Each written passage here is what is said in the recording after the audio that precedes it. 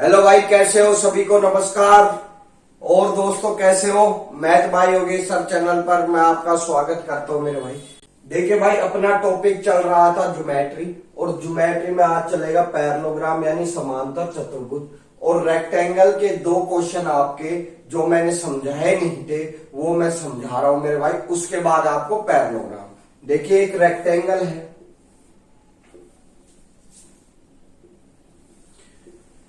इसके अंदर एक सर्किल है जो इसकी सभी भुजाओं को छूता है, ठीक है। और ये जो गैप बच रहा है ना, इसके अंदर भी एक छोटा सर्किल है ऐसे, ठीक है मेरे भाई, छोटा सर्किल है। तो हमसे पूछा है इस बड़े वाले सर्किल की रेडियस और इस छोटे वाले सर्किल की रेडियस। तो बड़े वाले की तो मैंने कैपिटल आर रख दी और छोटे वाले की स्मॉल आर रख दी, ठीक है।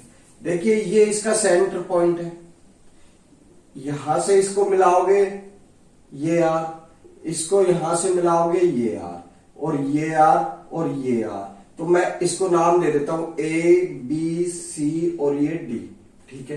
तो मेरे भाई आप देखोगे, इसको बाहर निकालो, ए बी सी डी, ये क्या बन गया? वर्ग बन गया। क्यों? जिसकी सभी भुजा तो समान है और सभी कोण 90 डिग्री पर है। तो मेरे भाई ये जो वर्ग का डायगोनल होगा वो √2r, ठीक है, √2r इसका डायगोनल हो गया, ठीक है। तो मेरे भाई यहां से यहां तक यानी ये जो BD है ना, BD की लेंथ आ गई। तो मेरे भाई BD की लेंथ देखिए। अब इस वाले का देखिए, E F G और ये D, ठीक है। ये स्मॉल आर, ये स्मॉल आर, ये स्मॉल आर, ये स्मॉल आर। तो ये क्या है? छोटा वर्ग बन गया, छोटा, ठीक है। तो मेरे भाई ये क्या आ गया? E F G D, ये क्या आ गया? √2 और स्मॉल आर इनटू में स्मॉल आर। आगे बात समझ में। जब ये यहां से यहां तक इसको मिला दिया, ये आर हो गई, इसको यहां से मिलाया, ये स्मॉल आर हो गई, और ये क्या है? √2r, ठीक है। ये ऐसे इसके अंदर ही एक वर्ग बन गया। तो ये वाली साइड कितनी? √2r। तो मेरे भाई BD की वैल्यू कितनी है? BD इक्वल है, एक तो ये वाली आर जमा में स्मॉल आर और जमा में √2 स्मॉल आर इंटू में स्मॉल आर, ठीक है। और BD की वैल्यू क्या दे रखी है हमें? √, इसको इधर लिया है माइनस में, ठीक है। ये कितना आ गया? r कॉमन आ रही है तो √2 + 1 बच गया, ठीक है। यहां से क्या कॉमन आ रहा है? r कॉमन आ रही है तो कितना आ गया? √2 - 1 बच गया, ठीक।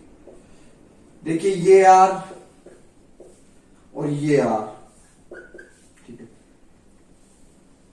इसके बराबर क्या है? ये वाला, ये 1 आएगा, √2 + 1 और ये √2 - 1, ठीक। ये दोनों कैपिटल आर और स्मॉल आर का रेशियो आ गया, यानी ये क्या आ गया? इनकी त्रिज्याओं का रेशियो आ गया। अगर आगे सोल्व करना चाहो तो आगे भी हो सकता है, √2 + 1 अपॉन में √2 - 1 इंटू में, यहां माइनस का है तो रेशनलाइज होगा, तो मेरे भाई ऊपर प्लस का साइन चला जाएगा और नीचे भी प्लस का आ जाएगा। तो ये कितना आ गया? स्क्वायर बन गया, 2 - 1 1, और ये कितना बन गया?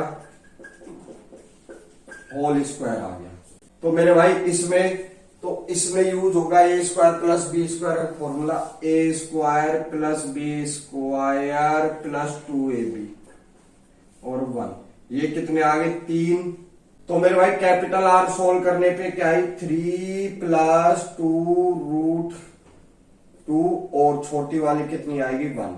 ये इनका रेशियो आ गया। कई बार इस वाली फॉर्म में भी आपको क्वेश्चन मिल सकता है, ठीक है। नेक्स्ट क्वेश्चन देखते हैं मेरे भाई।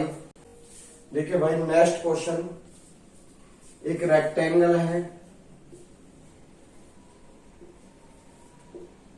ए बी सी और डी,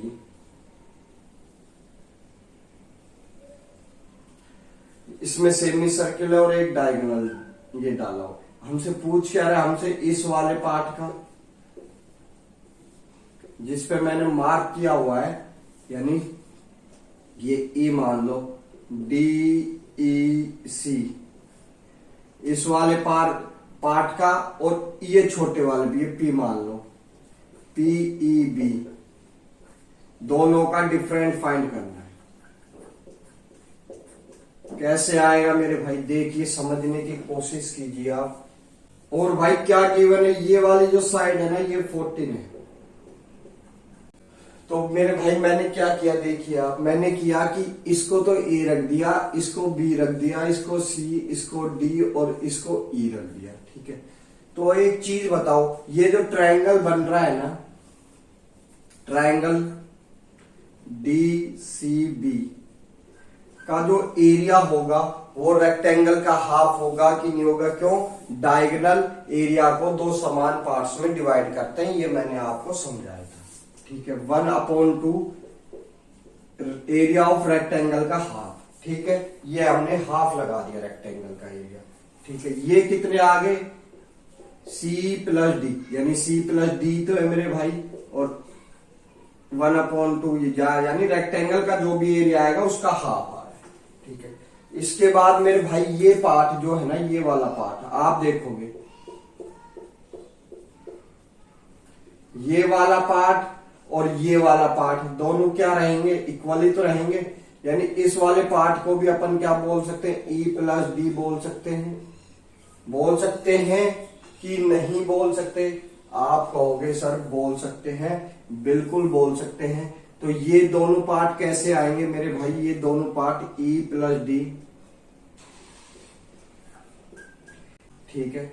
इस रेक्टेंगल में से अगर इस सेमी सर्किल को माइनस कर दे, इस रेक्टेंगल में से सेमी सर्किल अगर माइनस कर दे तो ये दो बच जाएंगे, और दो का आधा क्या होगा, एक पार्ट होगा, ठीक है। तो मेरे भाई मैंने क्या किया, 1/2 रेक्टेंगल में से क्या किया, माइनस कर दिया सेमी सर्किल का एरिया।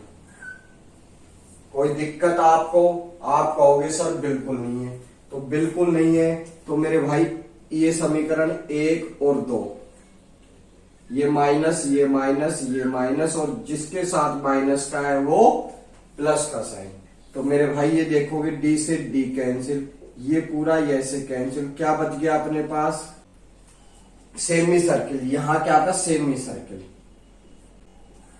ठीक है, सेमी सर्किल आ गया। यहां क्या बच गया, सी माइनस ई। तो मेरे भाई इसका क्षेत्रफल सी था, इसका ई था। हमसे पूछा क्या है, सी और ई के बीच अंतर ही तो पूछा है दोनों में, तो सी और ई के बीच अंतर आ गया, तो क्या बच गया, area of semi circle, area of semi circle बच गया। क्या होता है सेमी सर्किल का area, 1/2 pi r square. R कितनी आएगी मेरे भाई, देखिए ये पूरी 14 है, तो आर कितनी आएगी, 7। देखिए 7 से 7 खत्म, 1 2 और भी बचेगा मेरे भाई। ये जो 2 है ना, ये इसके नीचे भी है, जैसे ये 2 है ना, वो इसके नीचे भी है ना, ये 2 है वो इसके नीचे भी है। तो मेरे भाई 1 2 और आएगा, ये कैंसिल, 11। ये कितने आ गए, 77/2, यानी भाग देने पर कितना आएगा, 38.5। दोनों का अंतर कितना आया, 38.5। मेरे भाई हमने क्या किया था, यहां 2 कैसे लिया, देखिए रेक्टेंगल में से इसको हटा रहे तो इस पार्ट का एरिया आ गया पूरे का, तो इस पूरे के नीचे 2 आएगा, तो हमने एक को ही काटा, यानी इस वाले 2 को अभी छोड़ दिया था, जो हमें यहां दिख नहीं सका, तो हमने बाद में लिख दिया, ठीक है मेरे भाई। अब बात करते हैं समांतर चतुर्भुज की। देखिए भाई समांतर चतुर्भुज के बारे में तो आप सभी लोग जानते हैं,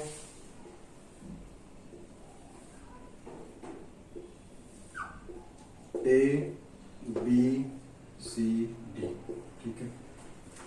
पहली बात, ए बी पैरेलल होगी डी सी के, ए बी पैरेलल होगी, ये वाली साइड होगी वो पैरेलल होगी भाई डी सी के, ठीक है। ए डी पैरेलल होगी बी सी के, ठीक है। आगे इतनी बात आ गई, यह आपका पहला पॉइंट। दूसरा पॉइंट क्या कह रहा है भाई? दूसरा पॉइंट कह रहा है आमने सामने की भुजा इक्वल होती हैं।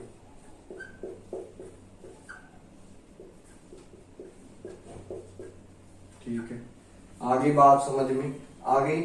अब क्या कह रहा है? तीसरे पॉइंट में क्या कहना है? इसके जो डायगोनल होते हैं ना, डायगोनल, वो आपस में इक्वल नहीं होते। बी डी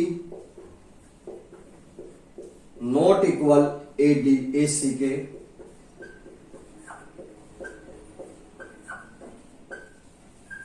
ठीक मेरे भाई, पहली बात तो ये समझे। और इसके जो डायगोनल है वो एक दूसरे को इक्वल पार्ट्स में डिवाइड करते हैं। ये वाला इसके बराबर होता है, ये वाला इसके बराबर। ये पॉइंट ओ मान लेता हूं मेरे भाई। चौथे पॉइंट में लिखो एओ इक्वल है ओसी के, और डीओ इक्वल है ओबी के। ये ऐसा क्यों है, ये चीज मैं आपको समझा देता हूं। देखिए मेरे भाई, ये दो ट्रायंगल देखिए, वर्टिकल अपोजिट एंगल, ये साइड इक्वल इक्वल। ठीक है, ये दोनों वर्टिकल अपोजिट एंगल। ये देखिए, अगर ये समांतर है तो ये थीटा है, तो ये भी थीटा हुआ। मेरे भाई देखिए, दो एंगल इक्वल है तो तीसरा अपने आप इक्वल हो गया, यानी ये अल्फा हो गया, ये भी अल्फा हो गया। अल्फा हो गया तो मेरे भाई ये क्या है? ये तो अपना संगत कोण हुआ ना, ये समांतर, ये तिर्यक रेखा है। ठीक है, संगत कोण हुआ तो मेरे भाई ए एस के नियम से ये दोनों क्या हो गए? सर्वांग सम हो गए। सर्वांग सम हो गए तो ये वाली साइड इसके इक्वल होगी। इसी प्रकार ये दोनों ट्रायंगल सर्वांग सम है, ये वाली साइड इसके इक्वल होगी। आगे बात समझ में आ गई तो इनको नोट करें, इन पॉइंटों को। बहुत इंपॉर्टेंट पॉइंट है, अगले पॉइंट में आपको बताने जा रहा हूं।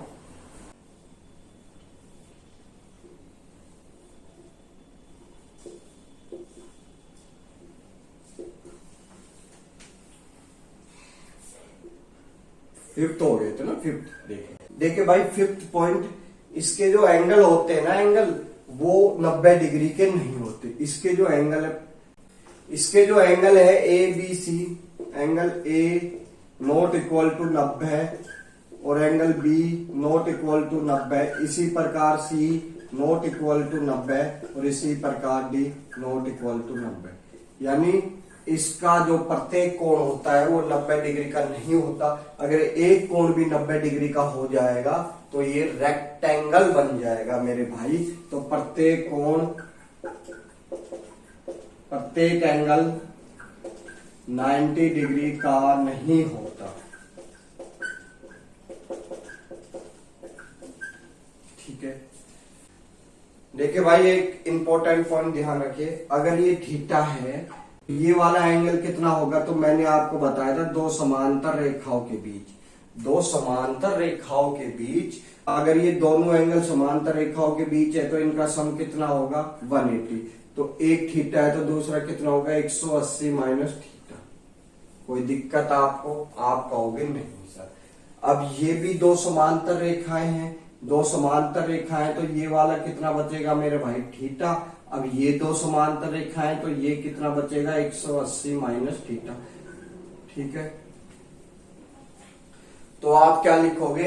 इसके जो वर्टिकल एंगल है ना, वर्टिकल एंगल आमने सामने के इक्वल होते हैं। ये बहुत इंपॉर्टेंट पॉइंट है भाई, नोट डाल लीजिए, लिख लीजिए 6 नंबर पर कि एंगल ए बराबर एंगल सी के होता है और एंगल डी बराबर एंगल बी के होता है।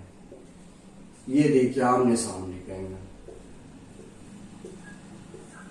ठीक है, इसीलिए इसका प्रत्येक कोण 90 का नहीं होता। अगर ये 90 का हो गया तो ये 90, ये 90, ये 90, तो रेक्टेंगल की फॉर्म में आ जाएगा मेरे भाई। ठीक है, तो ये चीज आप उतारिए। एंगल ए के बराबर सी होगा, एंगल डी के बराबर बी होगा।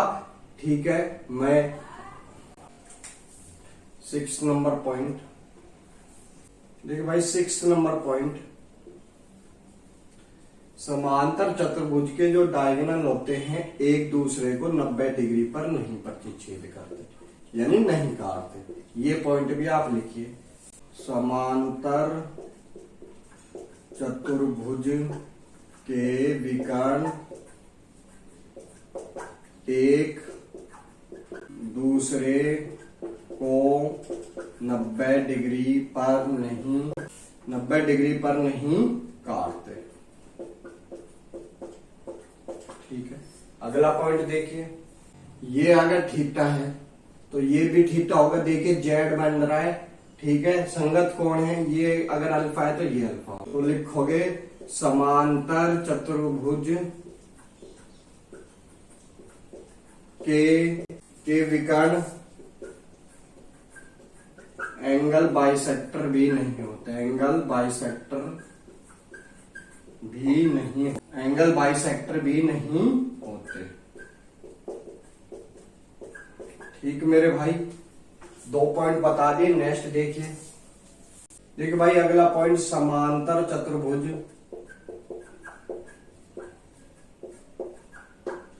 के विकर्णों के एंगल बाइसेक्टर से बनने वाला चतुर्भुज कौन सा होगा?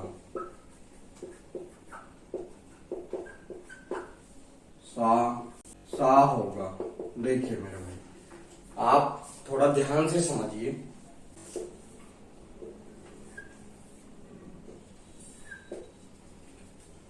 ए बी सी डी, देखिए मेरे भाई, ये एंगल बाइसेक्टर है, ये ए है, ये ए है, और इसको बी मान लेते हैं या बी मान लेते हैं। ठीक है, या आप एक काम करें, इसको थीटा दे दो, इसको थीटा, ये अल्फा, ये अल्फा। ठीक है, तो इस वाली साइड के बाइसेक्टर यहां मिला दिए, तो ये क्या रख दे, गामा, ये भी गामा, और ये बीटा और ये बीटा। ठीक है, ये पी क्यू आर और एस, यानी समांतर चतुर्भुज के एंगल बाइसेक्टरों को मिलाने से बनने वाली आकृति कौन सी होगी, वो हमें फाइंड करना। तो मेरे भाई एक चीज बताइए, अभी मैंने आपको थोड़ी देर पहले क्या बताया था, अगर ये एंगल थीटा है, ये थीटा है, तो इसके अपोजिट एंगल भी क्या होते हैं, इक्वल होते हैं, यानी ये थीटा और ये थीटा। अभी बताया था जस्ट 2 मिनट पहले कि अगर ये थीटा है तो ये 180 माइनस थीटा होगा, पैरेलल लाइन है, तो ये थीटा होगा और ये 180 माइनस थीटा होगा। बोलिए होगा कि नहीं होगा? तो ये अल्फा है, तो मेरे भाई ये भी अल्फा अल्फा होंगे कि नहीं होंगे? आप कहोगे होंगे। ठीक है, देखिए अब ये 2 समांतर रेखाएं हैं, 2 समांतर रेखाएं हैं। अब इनके बीच इनके एंगल बाइसेक्टर द्वारा अगर ये कोण बनता है तो क्या बनता है, देखिए आपको समझ में आएगा। 2 समांतर रेखाओं के बीच, 2 समांतर रेखाओं के एंगल बाइसेक्टर द्वारा बनने वाला कोण कितने का रहता है, 90 डिग्री का रहता है भाई। ये एक्स, ये वाई, ये वाई। ठीक है, ये एक्स, ये वाई, तो मेरे भाई इनका सम कितना होगा, 2x प्लस 2y बराबर 180 होता है, आपको पता है। तो 2 कॉमन ले लिया, x प्लस वाई बराबर कितना आया, 90 डिग्री। एंगल बाइसेक्टर, 2 समांतर रेखाओं के बीच अगर एंगल बाइसेक्टर हो रहे हैं तो उनसे बनने वाले कोण, यानी उनसे बनने वाला कोण हमेशा 90 डिग्री का रहता है। ये पॉइंट आ गया, समझ में आ गया। तो आपको पता है ये 90 का, तो मेरे भाई ये भी 90 का, वर्टिकल अपोजिट एंगल। ठीक है, ये कोण भी 90 का, ये भी 90 का, तो इसके भी तो एंगल बाइसेक्टर है, ये भी 90 का, अब ये भी 90 का। इसके हर कोण, इस क्वाड्रिलेटर के हर कोण क्या है, 90 डिग्री है। या तो क्या बनेगा, एक स्क्वायर बनेगा, या क्या बनेगा, एक रेक्टेंगल बनेगा। ये चीज हमें पता चल गया। देखिए भाई, मैं क्या करता हूं, इस वाले ट्रायंगल को बाहर निकालता हूं। क्यू डी और सी, ये 90 का, ये थीटा और ये अल्फा, और एक इस वाले ट्रायंगल को बाहर निकालता हूं। ये कितना है मेरे भाई, एस, ये ए, ये बी, ये थीटा, ये 90, और ये कितना है मेरे भाई, अल्फा। देखिए ये एल है तो ये भी एल है। ये दोनों ट्रायंगल कॉन्ग्रेंट हो गए। अगर कॉन्ग्रेंट हो गए तो अल्फा के सामने वाली साइड कितनी है मेरे भाई, डी क्यू।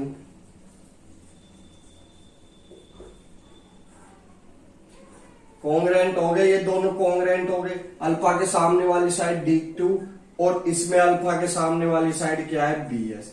दोनों इक्वल होंगी कि नहीं होंगी, ये देखिए आप, ये देखिए यहां से दोनों इक्वल होंगी कि नहीं होंगी। ये वाली साइड इसके इक्वल होगी कि नहीं होगी, आप कहोगे सर बिल्कुल होगी, इस वाले नियम से होगी। अब देखिए ये वाला ट्रायंगल देखिए और ये वाला ट्रायंगल देखिए मेरे भाई, 90 90 एक साइड इक्वल है अल्फा अल्फा थीटा थीटा। तो मेरे भाई ये दोनों ट्रायंगल भी क्या हो गए, कॉन्ग्रेंट हो गए AS के नियम से। देखिए मेरे भाई अल्फा के सामने DP है तो इसके सामने भी क्या है, अल्फा के सामने BR है। दोनों इक्वल होंगी कि नहीं होंगी BR, ठीक है। तो मेरे भाई दोनों में से अगर DP मैं घटा देता हूं तो बात एक ही है, इसमें से BR माइनस करूंगा, इसमें से DP, बात एक ही। तो मेरे भाई क्या बचेगा, इस वाली पूरी साइड में से ये घटा देता हूं तो PQ, और यहां से ये PQ आ गया, और इस वाली साइड में से ये माइनस होगा तो क्या बचेगा SR। ये दोनों इक्वल हो गए, ये वाली साइड इसके इक्वल होगी, हुई कि नहीं हुई। इसी प्रकार ये वाली साइड इसके इक्वल होगी, और ये वाले ट्रायंगल में ये साइड इसके इक्वल होगी, ठीक है। तो ये वाली साइड इसके इक्वल होगी।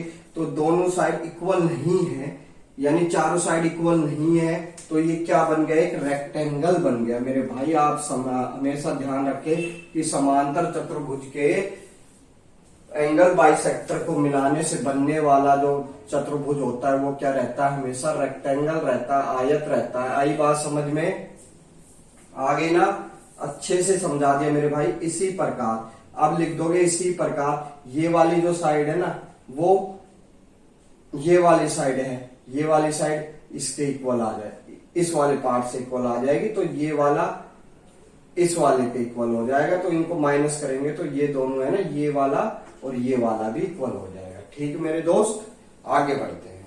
लिखो भाई नेक्स्ट पॉइंट, समांतर चतुर्भुज।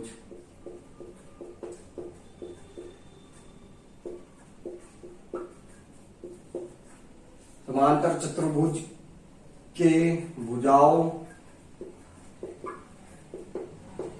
के मध्य बिंदु, समांतर चतुर्भुज के भुजाओं के मध्य बिंदु को मिलाने से बनने वाला चतुर्भुज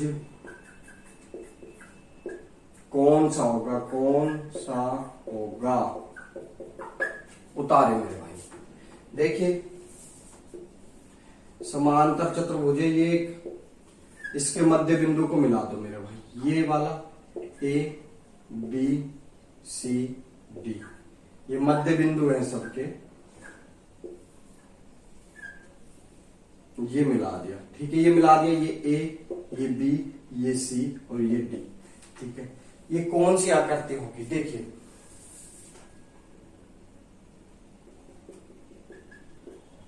डायगोनल डाल दिया। इस ट्रायंगल में देखिए आप, ये वाला ट्रायंगल है ABD में दोनों भुजाओं के मध्य बिंदु है, दोनों भुजाओं के मध्य बिंदु है। तो मेरे भाई ये दोनों इसके पैरेलल होगी। तो आपको पता है आपको पता है किसी भी ट्रायंगल की दो भुजाओं के मध्य बिंदु को मिलाने से वो तीसरी भुजा के पैरेलल होता है और उसका आधा होता है। ये अगर D1 है तो ये D1/2 होगा, यानी हाफ होगा D1 का।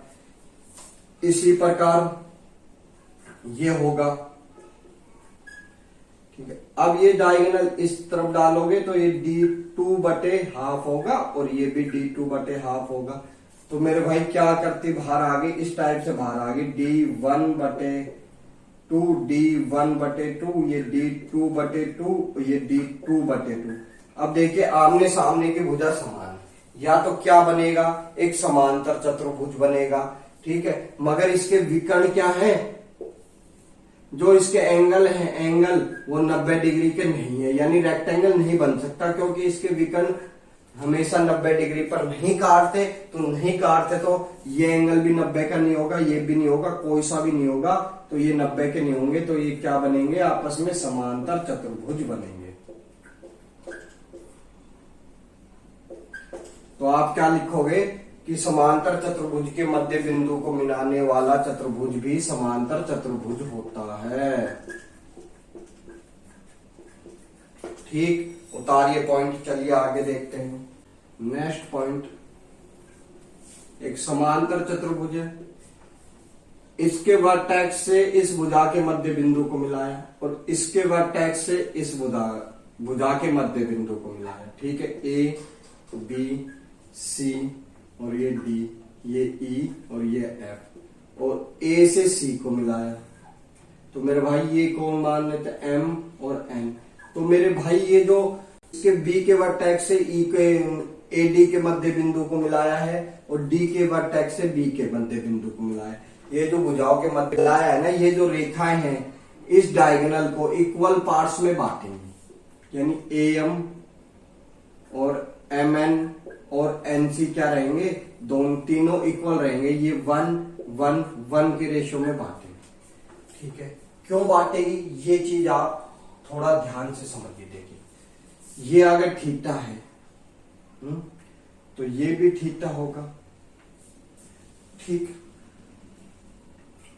आगे बात समझ में, अगर अल्फा है, ये अगर अल्फा है, तो मेरे भाई ये एंगल भी क्या होगा, अल्फा होगा।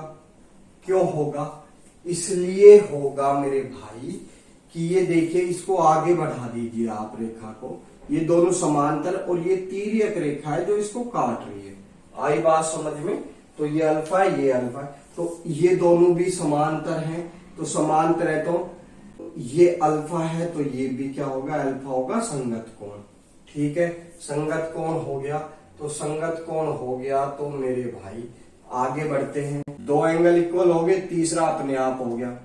ठीक है, ये साइड कितनी है, एल, तो ये क्या होगा, L/2, ये भी L/2 मध्य बिंदु, ये भी L है, ये L/2 L/2। तो मेरे भाई ये दोनों ट्रायंगल जो भी बन रहे हैं ना, ये AS के नियम से क्या हो गए, कोंग्रेंट हो गए। क्या हो गए, कोंग्रेंट हो गए। मान लेते हैं ये साइड अगर A है तो ये साइड भी क्या होगी, A होगी। आई बात समझ में, अल्फा के सामने वाली साइड, अल्फा के सामने वाली साइड इक्वल हो गई इक्वल। ठीक है, देखिए ये जो साइड है इसके मध्य बिंदु को मिलाया, ये भी क्या है, इसका मध्य बिंदु होगा। मध्य बिंदु होगा तो आप देखोगे यहां से ये B है, तो ये B/2 होगा, B/2 होगा। क्यों, इसके मध्य बिंदु को हमने मिला दिया। ये दोनों साइड क्या है, आपस में पैरेलल है। ठीक है, ये इसका हाफ हो भाई, ये अगर पूरा B है तो हाफ क्या होगा, मध्य बिंदु B/2 होगा। देखिए ये एंगल इसके इक्वल हो गया। ठीक है, देखिए मेरे भाई, देखिए आप, ये वर्टिकल अपोजिट एंगल है, दोनों ट्रायंगल की बात कर रहा हूं। ये जेड बन रहा है, अगर ये A है तो एंगल ये भी A हुआ, बिल्कुल हुआ। ये जेड है तो ये भी जेड होगा मेरे भाई। ठीक है, ये दोनों क्या समरूप है, तो ये वाली साइड, जेड के सामने वाली साइड कितनी है मेरे भाई, 1। देखिए भाई दोनों समरूप हो गए। जेड के सामने वाली साइड कितनी है, ON। इस ट्रायंगल में जेड के सामने वाली साइड अभी फाइंड की थी A। ठीक है, इसके बाद इसके सामने वाली साइड B/2 और इसमें वर्टिकल अपोजिट की यानी B से B कैंसिल, ON का मान कितना आ गया, A/2, यानी ये भी A/2 है और ये भी क्या है, A/2 है। क्यों, ये मध्य बिंदु मानना था, तो ये पूरी कितनी हो गई, ये यानी तीनों इक्वल पार्ट्स में डिवाइड कर रही है। ठीक मेरे दोस्त, आई बात समझ में, आगे बढ़ते हैं, नेक्स्ट पॉइंट लेते हैं, करते हैं एरिया की।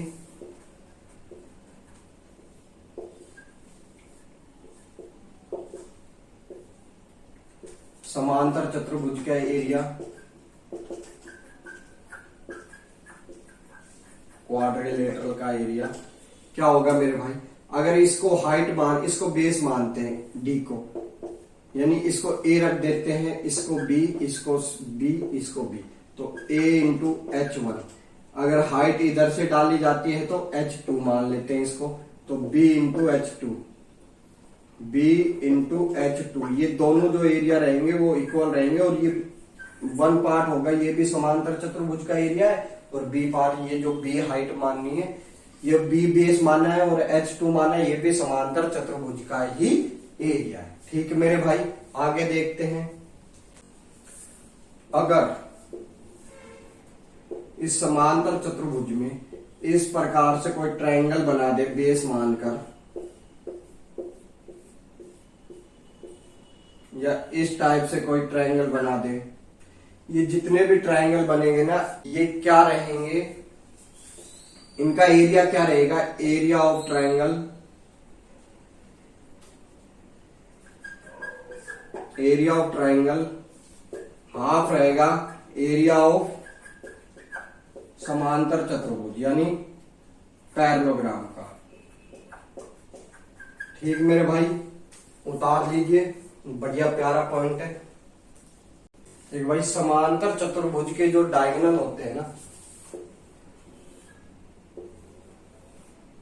ए बी सी डी, ये जो डायगोनल है, ये जो डायगोनल है, ये जो डायगोनल है वो क्या है, एरिया को समद्विभाजित करते हैं, एरिया को समद्विभाजित करते हैं, दो समान पार्ट्स में बांटते हैं। देखिए A B, triangle A B D का जो एरिया रहेगा वही एरिया डी सी बी का रहेगा, ट्रायंगल डी सी बी का रहेगा। क्यों रहेगा, देखिए ये बी है, ये बी है मेरे भाई, बिल्कुल बी है, ये एल है, ये बी एल है, ये और ये साइड क्या है, कॉमन है।